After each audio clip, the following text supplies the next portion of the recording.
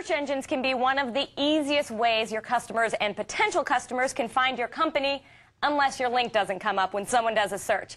So in today's Consultants Corner, we're going to ask Stephanie Leffler, Senior Vice President of Network Solutions, just how you make sure that your company comes out on top of those listings.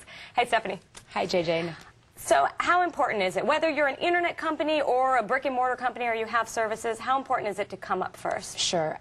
Right now, it's incredibly important. You know, when you look at what people are doing out on the web, they are searching. That's how they find websites. So coming up in those top slots, no matter whether you're an e-commerce company or a local business providing services, it's very important. It's often the difference between success and failure for a small business. All right, let's go through your top 3 things to get you on the top of those.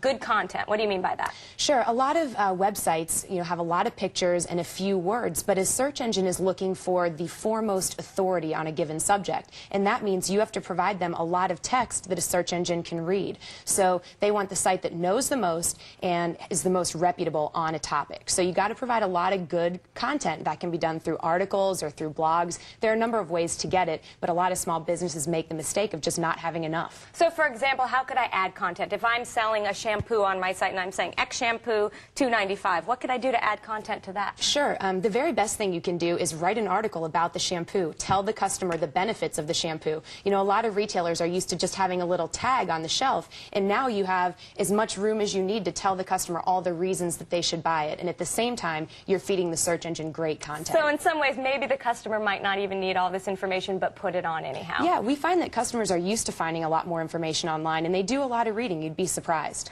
Okay, the other thing is having a lot of links to your sites helps in your search engine placement. So how do you get more links to your site? Sure. Well, the first thing that's important to understand is search engines view links kind of like a voting system. So if you have a site that links to you, they're saying, oh, that site is voting for your site. So you actually want the word that you want to come up for to be the link. So what you would do is go out and talk to friends who maybe have websites. If you have a blog or really any website where you contribute content, just ask for them. You'd be surprised. People will give you links, and more links is always better. So, for example, if you sell a bunch of stuff but you want to come up high when you write shampoo, then your friends who have a blog should say shampoo and link to you? Yep, and they should link using the word shampoo. Okay. A lot of times you'll say click here and that's the link. Well, your site isn't about click here. It's about shampoo. So that's the important word to link. Okay, this next one, this now gets in technology that's going to make people not understand what we're saying. Sure. You say title tags and meta tags. Yep. What are those? Sure. They are behind the scenes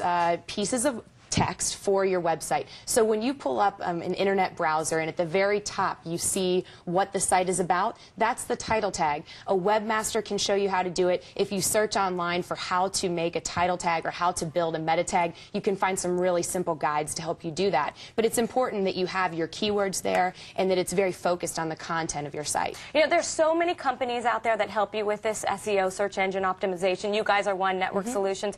For someone who's just starting out with this, how do you go about evaluating a company? Sure. The first thing I would do is turn to the internet, do a search, and find out what other people have thought of the companies that they've used. Also, stick with bigger names. If you've never heard of a company, at least place a couple of phone calls to make sure they're there to answer the phone and can answer all of your questions the way you think they should be answered. Is there any way to evaluate it by saying who is your client and then doing a quick search on some of those words? Definitely. I would ask for examples. I would say, tell me some clients that you've worked for in the past, and then run some searches and see if they are coming up. That's a great way to get good advice. And then finally, if you're coming up high on one search engine, is it likely that you're going to come up high on all of the search engines, or do they all work a little differently? They all work slightly differently, but for the most part, the criteria are the same. So I would, focus. If you get in one, that's great. If you can get in more than one, that's wonderful. So if you do it right for one, you'll probably come up in the others as well. Okay, Stephanie Leffler, this is a question we get so often, so I'm glad you're here to answer it. Thanks so much for having me, JJ.